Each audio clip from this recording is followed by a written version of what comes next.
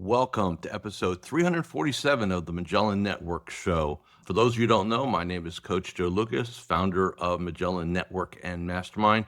And for nearly 32 years, I've done nothing but coach financial advisors in this space. So in this episode, what I want to do, it's something that comes up often. You see it if you're out there in our universe. You know, there's just a ton of talk and action around succession planning, continuity planning, advisors retirement. You know, you read it all over, like, we're going to lose, I forget, like 100,000 advisors over the next 5 to 10 years. And I want to share some stories because I truly believe that there are a lot of advisors who are contemplating the R word / retirement because they're looking to solve a problem. And that problem is I want more time to spend with the grandkids, to travel, to, pursue my hobbies or other passions. And those are all legit. But if you love what you do, so this is the thesis, okay? If you love what you do, wouldn't you rather not stop doing it? Because here's the reality.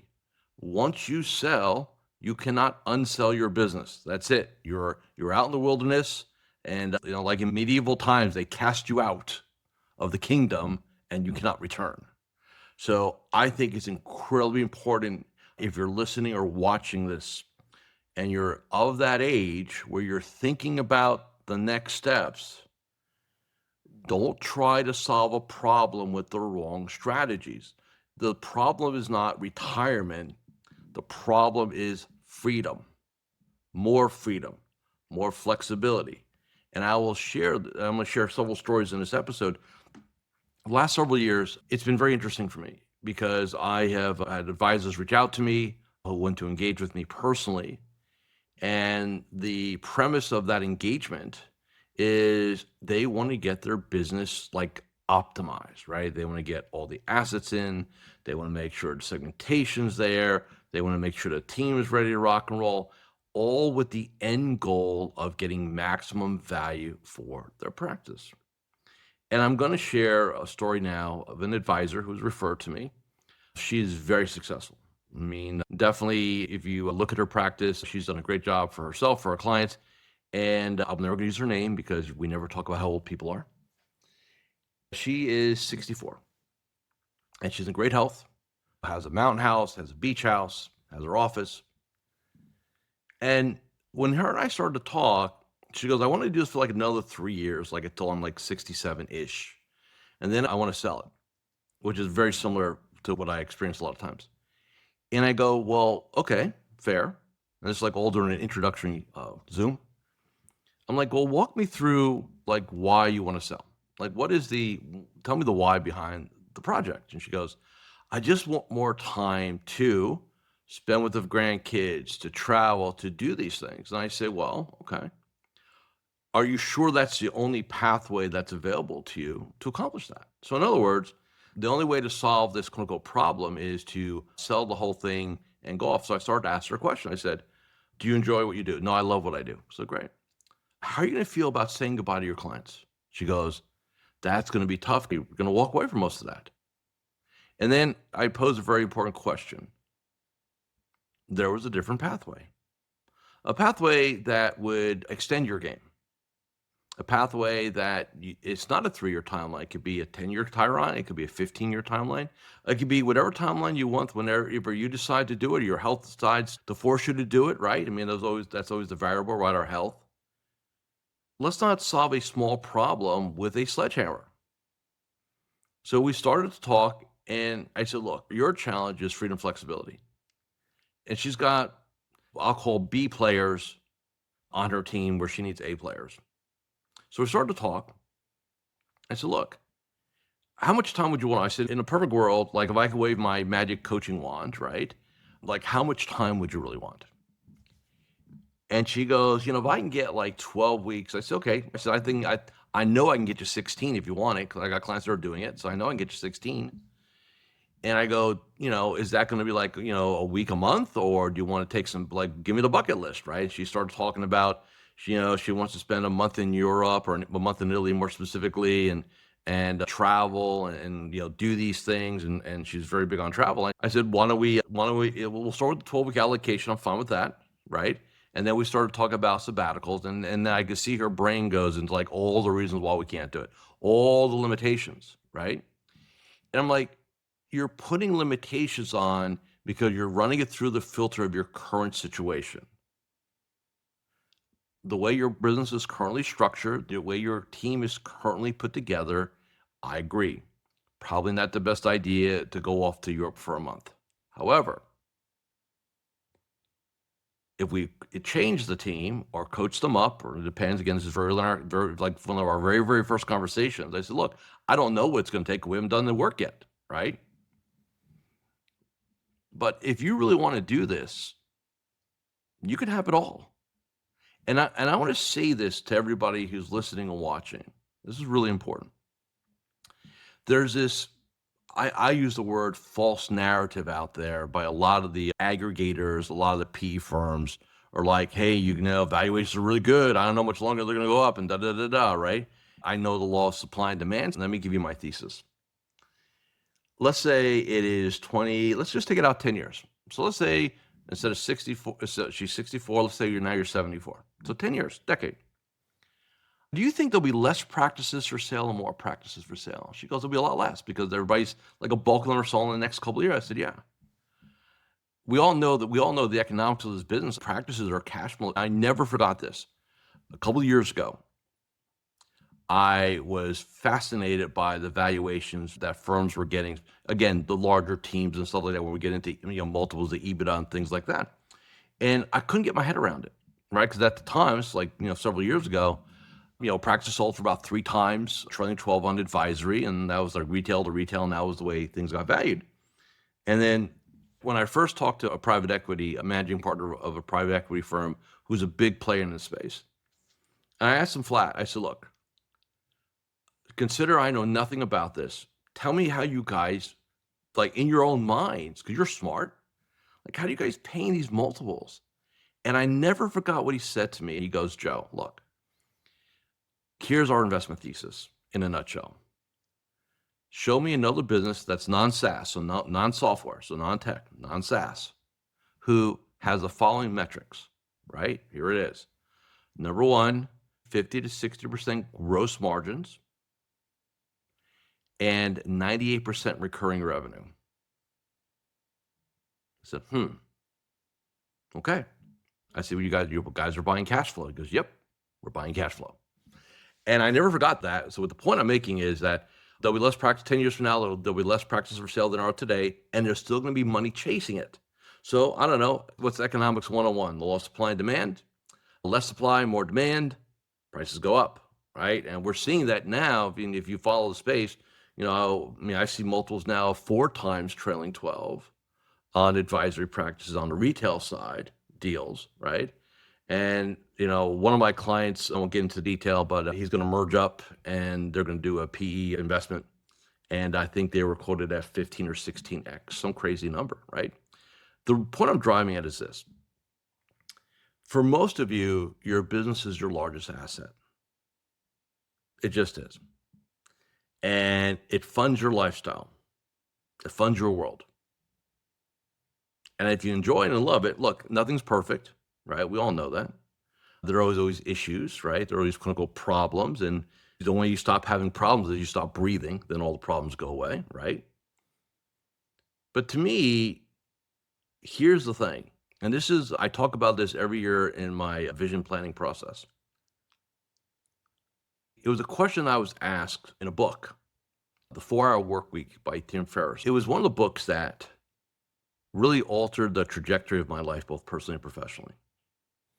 And the premise was, if you took retirement off the table, hence you would never retire, how would you roll? How would you operate? How would you live your life? How would you run your business? And that's an interesting question, right? Because think about it. For most of you, in fact, all of you, I would say, your thesis on your life is predicated upon what you teach your clients or what society dictates, right? Which is, hey, you know what? Work really hard, save money, don't screw it up. And at 65, you get the right and privilege to retire and hopefully not die hopefully not live too long so you don't outlive your money, right? And hopefully you won't be bored to death. And I said, well, that's what we teach our clients, but that's not how we need to be. We're not airline pilots. So make a long story short, what all of you seek when you think about retiring is freedom. Now, there are some of you that may hate the game and you're here just because it makes you a lot of money and you're counting the days down till you have enough that everybody's got their number, right? And when you hit the number, you're out. And so, good for you. I'm not talking to you, right? Because you want to get out, and that's fine. But if you love the game and love your clients and love the action, and you just want to do a reset on your balance and integration, then let's just do that. Right? You can always sell it. You cannot unsell it. So here's what I'm saying. I'm a big believer in, and this is not for you. So for you, like in more startup mode, more like in ascension mode, this may not be 100% accurate for you, but I think there's elements of it. So step number one is, how many weeks off do you want? Step number two, what causes you not to take them? Most of the reasons that cause you not to take them are three things. Number one, you're what you think about it, your fears about what the clients are going to think about it, and whether or not my team can handle it while I'm gone. Three things, the three fears. That's it. Let's debunk them. Why? Here's why advisors don't do it, by the way. And I'm going to get down to the truth. It's not, I've got too much to do, or I don't know. What it really boils down to, those are all smokescreen issues. You know what the core issue is? You do not know if you deserve it or not. That's it. You have not come to that conclusion that I deserve this. I've added all this value over the last 20, 30 years. I've helped people retire, live their ideal life and lifestyle, their ideal retirement, put their kids through the best schools, get them their dream house. I've done all these things for all these human beings, right? Navigated choppy markets, pandemic, all these things. Yet you question whether you deserve it or not. So that's number one, okay? So now you're asking me how we're going to solve. I don't have time in this episode to solve it for you, but I will say this. That is the real question.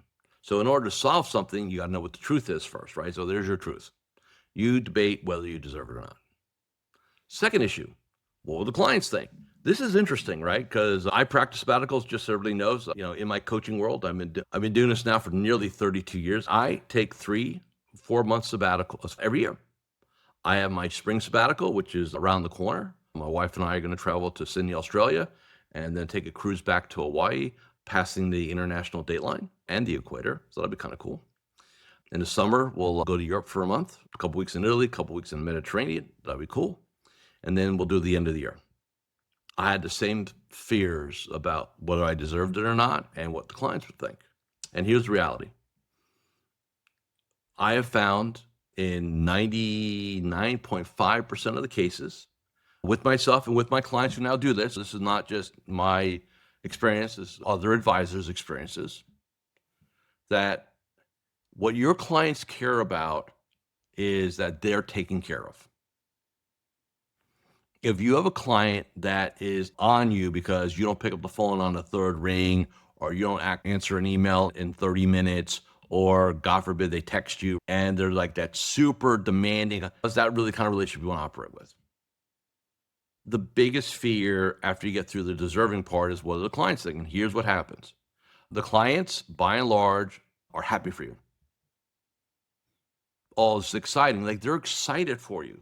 That is the true essence of a partnership with a client, when they're happy that you're living your best life too, right? And by the way, here's the thing, and this is the way we frame it. Hey, I'm going to start taking these little mini sabbaticals because I never want to retire, but because I don't want to retire and sell the business. I need some space to do my bucket list and things like I talked to you guys about in your retirement, right? I just want to do it while I'm still playing the game, right? Clients get that. The ones that can matter, right? They get that. And at the end of the day, what they care about is are you accessible? So let me give you a term. Freedom tax. Now, what's a freedom tax? A freedom tax is the fact that you're going to have to be, by and large, accessible to your clients. So how does that really work? My wife and I, we love cruising. So what I do, I check my inbox, right, early in the morning, make sure that everything's good, delegate to my team what I need to do, and then I'm done. So I'm like done by 8 o'clock, 7:30. And the rest of the day is mine to do what I want. And that to me is a small tax to pay for freedom and flexibility. It just is. So I don't get caught up in all that stuff. Just don't.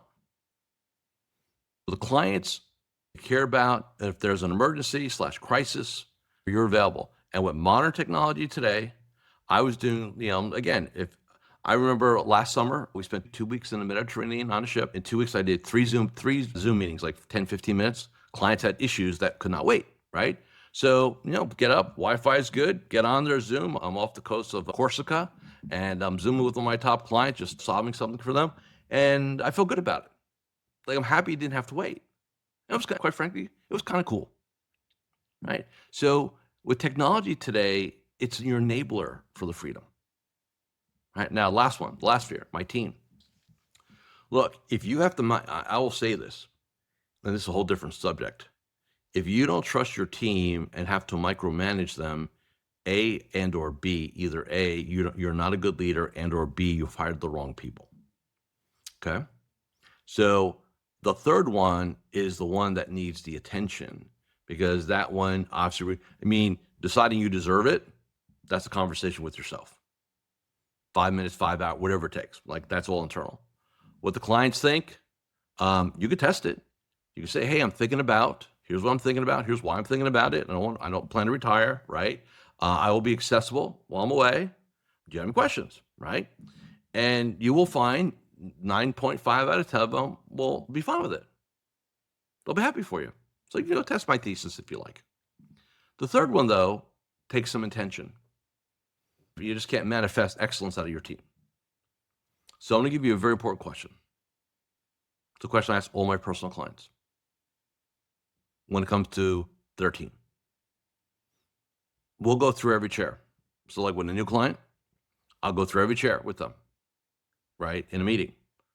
And I'll say, knowing what you know today, would you hire the person? Knowing what you know today, would you hire them? And I get hemming and hawing? No. I know it's a no, right? And once it's a no, then it's just a question of what we're going to do, right? Like, in other words, you're basically accepting B players or C players where you need A players. And this is just reality, right? And now, can you take a B player and coach them up to an A player? Yes. But that requires energy and effort and focus. There's this belief a lot of times with advisors, well, Joe, I pay this person really well. They should just know. No, man, it doesn't work that way. Comp has nothing to do with competency. Comp is a derivative market forces, labor market, law of supply and demand. It's what it is. It's not nothing to do with competency. We like to believe it is, but it's not. So I want you to think about, so if you're in that, my age, right? Here I am, I'll be turning 62 this year. I don't plan to retire. I have this crazy thought that I'm going to coach 50 years, which would take me to my 80th birthday, by the way. So I've got 18 more years of runway. Thank you. And change, actually. So I'm in a rush to get things done, but I'm not in a rush to get things done, if that makes any sense. It takes the pressure off to enjoy the moment. You're not trying to get to a destination and then pull the ripcord. Because once you jump out of the plane and pull the ripcord, that's it, man. You cannot crawl back in the plane. It's over. Hopefully the parachute opens and you'll be successful. But there's no way getting back on that plane. So I want you to really think, are you looking to retire because you want more freedom and more flexibility and your health is good and you love the game and you love your clients? Don't retire. Talk to me. Put a framework together. Not a problem. Done it, I don't know, tens of 30, 40 times in the last 5, 10 years. If you're like, can't wait to get out of here, don't like it, just making enough money, then do your thing, man. Honor the game, take care of your clients ethically and honestly, and then do yourself a favor. The day that you have the number that you need economically, pull the ripcord. You'll be doing yourself a favor. All right? So that is the conversation for this episode. Thanks for listening and watching the Magellan Network Show. Again, if this made any sense, forward this episode, like us, subscribe to our podcast or YouTube channel. And if you want more information, just go to MagellanNetwork.net. See you all again next week.